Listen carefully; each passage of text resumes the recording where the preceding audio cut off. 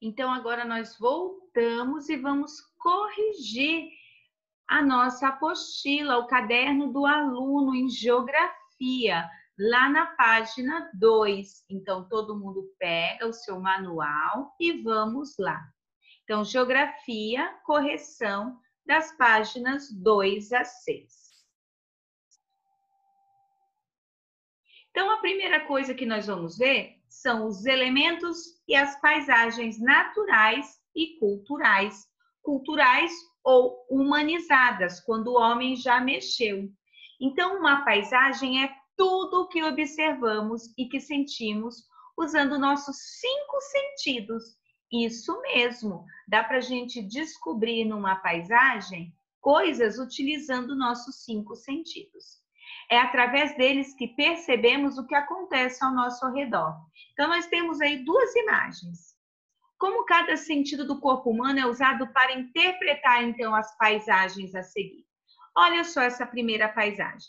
Nós vemos elas na cozinha, né? Todo mundo na cozinha. Então, o nosso sentido, a visão, observando esta imagem, eu posso ver os ingredientes, os utensílios, né? As coisas que estão em cima da mesa. Então, com a visão nesta imagem, eu posso ver tudo isso. E o olfato? Para que serve o olfato nessa foto? Como que eu vou utilizar o olfato? Para sentir o cheiro dos ingredientes. As pessoas que estão na imagem, elas vão sentir o cheiro dos ingredientes. Da receita sendo feita. Então, quando a mamãe está cozinhando, a mamãe ela precisa sentir o cheiro dos ingredientes. Ela vai sentir o cheirinho da comida ficando pronta e ali vocês vão começar a ficar com muita fome. E o tato? Para pegar as coisas, pegar os utensílios, sentir a textura dos ingredientes, o calor do fogão quando está mexendo, para tomar cuidado. Então, o tato serve para tudo isso. E o paladar? Paladar é o gosto, né? Vai provar os ingredientes e também os alimentos, sejam eles crus ou cozidos. E a audição? Ouvir o som do corte na hora que está cortando, da conversa, porque elas podem estar dialogando na hora da receita, né? Trocando informações. Então, nesta imagem, tudo isso, os 5 sentidos serão utilizados desta maneira. A segunda imagem, nós temos o quê? Nós temos carros, né? E a visão? O que entra a visão aí? Olhar os carros, a poluição que eles fazem, o olfato, o cheiro ruim da poluição, né? O olfato, o nosso nariz, ele fica seco, o ar fica seco das grandes cidades, né? Então, na hora que a gente respira, o que acontece? A gente tem uma dificuldade maior para sentir o cheiro. E o tato? Aonde que eu vou pegar aí nos carros? Eu vou sentir a temperatura do local. Se eu estou dentro do carro, está muito quente, eu vou sentir muito calor. Se está frio, o que eu vou fazer quando eu estou no carro? Eu vou fechar a janela, né, para não sentir frio. E o paladar? O que tem a ver o paladar com essa imagem? Tem alguma coisa? Não. O paladar nessa imagem não entra. Dá para a gente experimentar o carro? Não. Dá para a gente experimentar algo que tenha nessa imagem? Também não. Então, o paladar não será utilizado nesta paisagem. E a audição? O som da buzina, dos carros acelerando, do motor do carro, do som do carro, o rádio, né? As pessoas conversando dentro do carro. Então, nesse sentido, esta imagem pode transmitir tudo isso. Agora, a questão número 2, vocês tinham que pintar conforme a legenda. Então, vocês iriam colocar lá 2 cores, uma para a cor que são elementos naturais da natureza, e a segunda cor para elementos humanizados, em que o homem criou, né? Então, a Pro fez aqui de amarelo e vermelho. Então, vocês tinham que observar as 3 imagens e colocar, pintar conforme a legenda. Então, eu coloquei amarelo para elementos naturais e o vermelho para humanizados. Precisa ser da cor da Pro? Não, não precisa.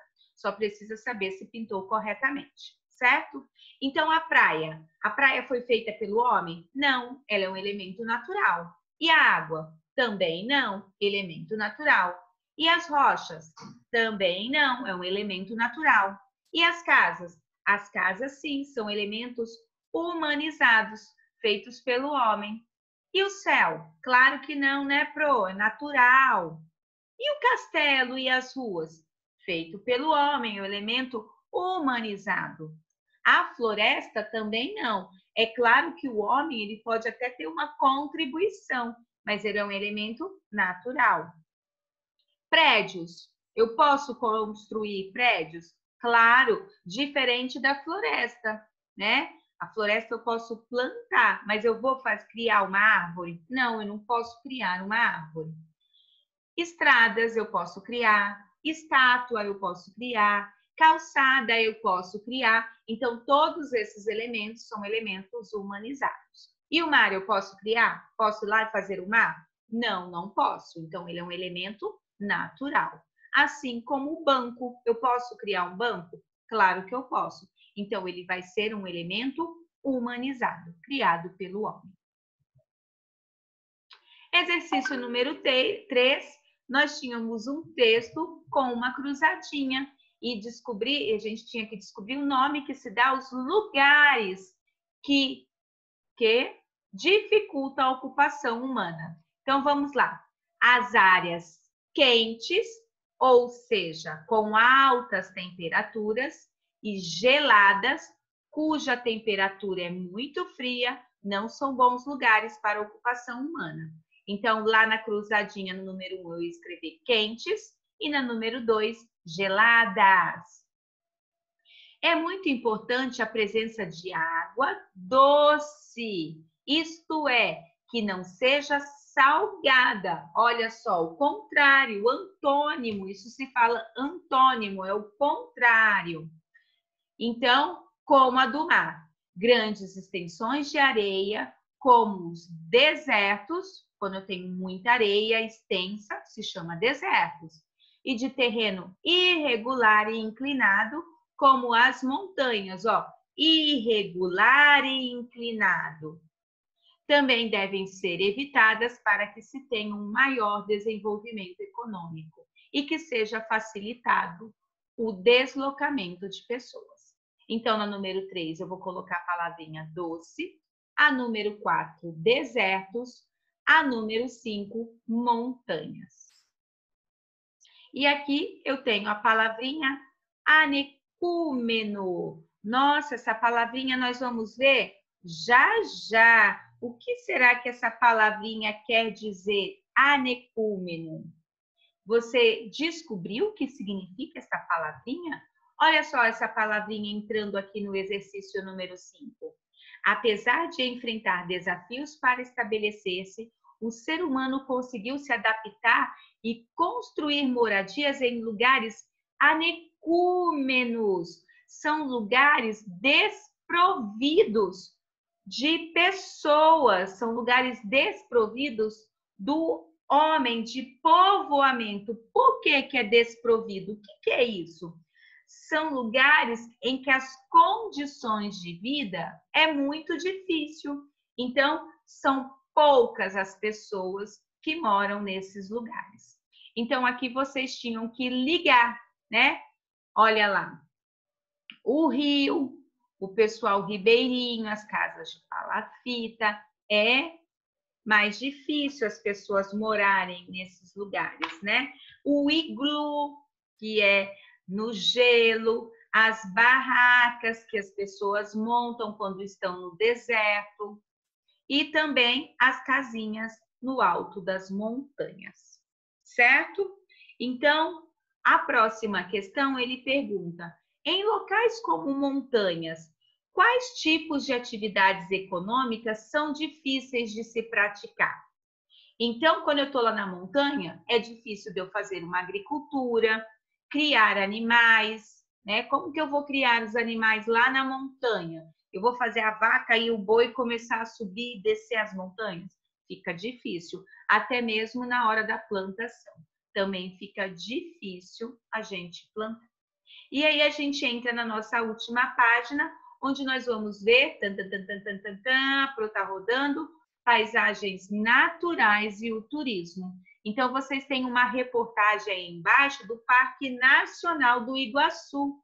Então, com base nisso, vocês tinham que responder a perguntinha.